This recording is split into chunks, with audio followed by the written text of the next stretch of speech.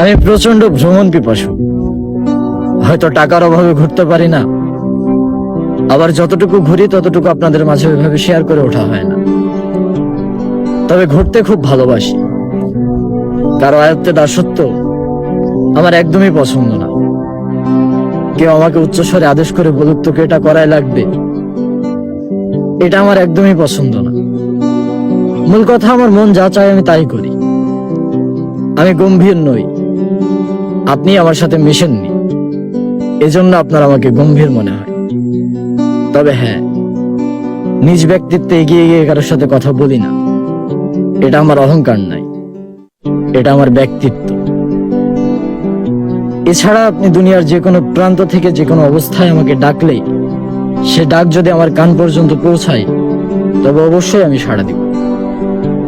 আমি চরিত্রহীন, যেটা আপনারা জানেন না, অথচ আপনারা যেগুলো আমাকে বলেন সেগুলোর কোনোটাই আমি করি না। বয়স অল্প, তবে বহু সংখ্যক পাপের সাথে আমি জড়িত। তবে পাপগুলো আমি গোপনে করি।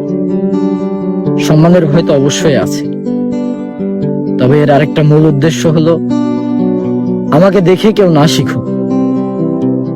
আমি পাপ করি, একা করি, আমাকে দেখে কেউ না শিখুক।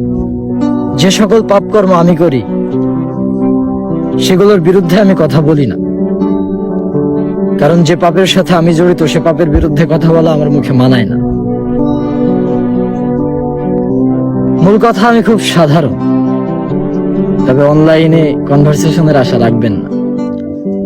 শুধু আমার ফ্যান বেস না, আমি আমার ফ্রেন্ড সার্কেলে কারোর সাথে অনলাইনে সেইভাবে প্রয়োজন ছাড়া আলাপ রাখি না।